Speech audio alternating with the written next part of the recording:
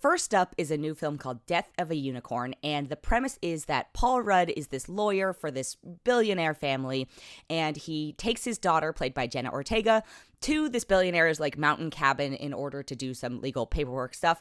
On their way, they hit a unicorn and discover that said unicorn corpse has healing powers, and what ensues is these people trying to exploit it and figure out how do we commercialize it, but also it's a magical creature and things happen.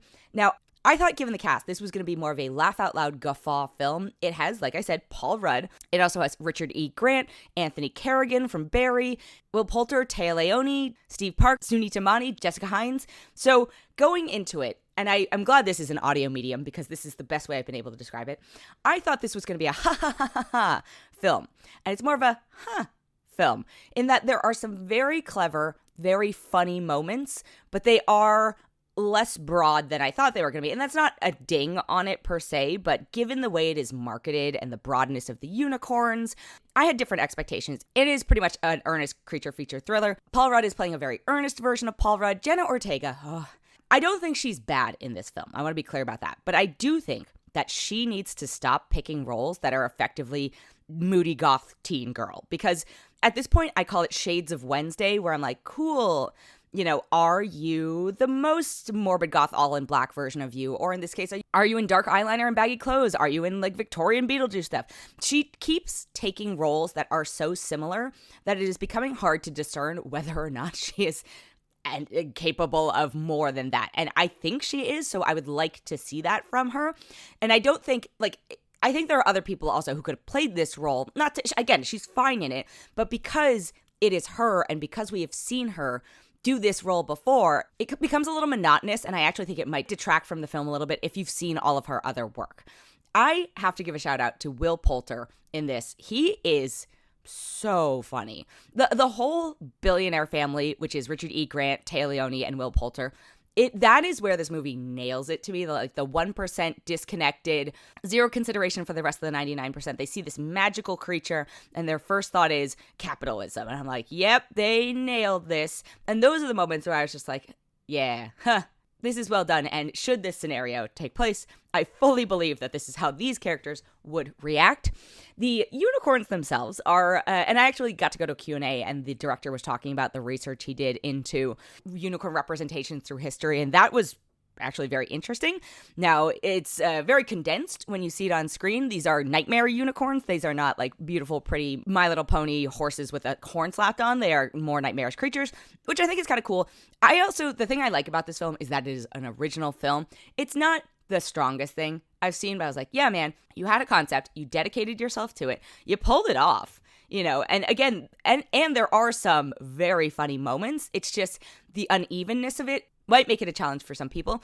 If you are a Jenna Ortega superfan, I guess you'll probably like this because this is Jenna Ortega in her element, which I would like to see her branch out of because I think she's capable of it. If you're a Paul Rudd fan and you're looking for something like him in, I don't know, I Love You Man or 40-Year-Old Virgin or even Anchorman, just more of his classic straight up comedy roles, this is fine, but this is not that exact type of role for him. If you are looking for a creature feature, this might not be as gory and scary and gross to you, honestly, as you are looking for, but still, it did manage to be an entertaining ride. I had a pretty decent time. I just want you to temper your expectations. I'm going to give this a 3.6 out of 5.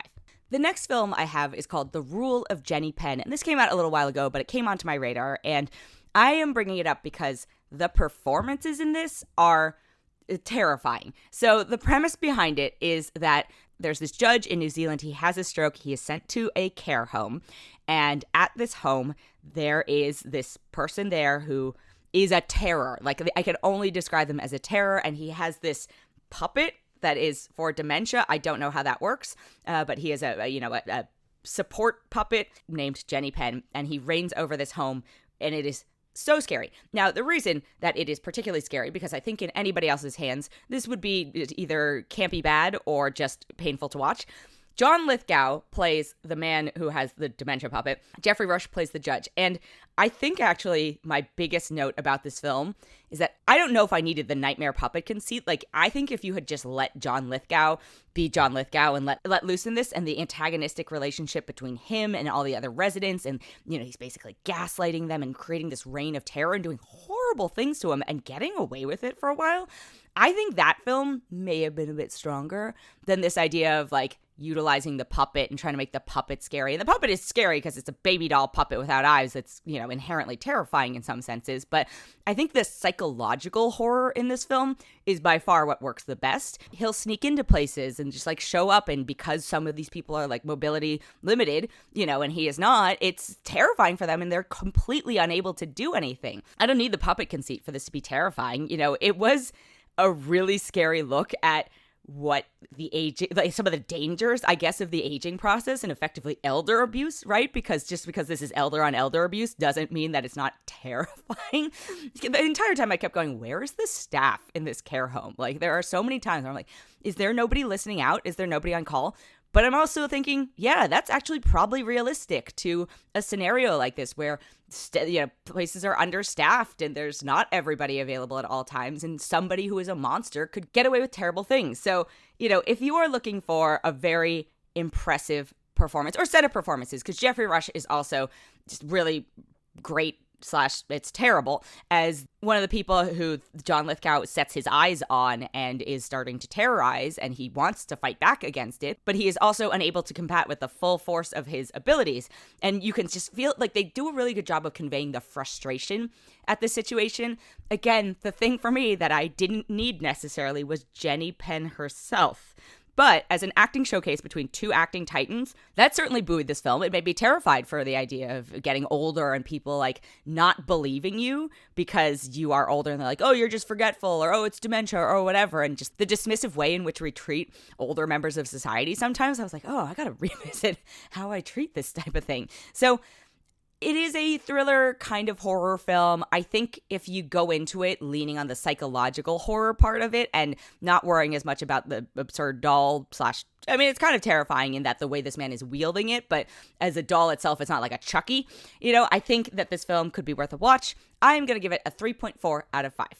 The last thing I have this week is a new series on Apple TV+. It is called The Studio, and it stars Seth Rogen as a newly appointed studio head in Hollywood, and he is just trying his best, I guess I'll say, and I'll say best with a question mark, to make it work. But man, this series was so stressful for me because, to its credit, you know, and I say this as someone who's kind of inside the industry and has been inside the industry and, you know, I have worked at studios. It is so stressful. Like, they absolutely nail so much of it. It also stars Catherine O'Hara, Catherine Hahn, Ike Barinholtz, Chase Sway Wonders, and it has so many cameos. Like, they got the top of the top A-list folks to show up in this. And I do think sometimes it gets a little bit bogged down in that and trying to figure out, you know, how do these characters portray themselves, but also hyperbolic fictional versions of themselves.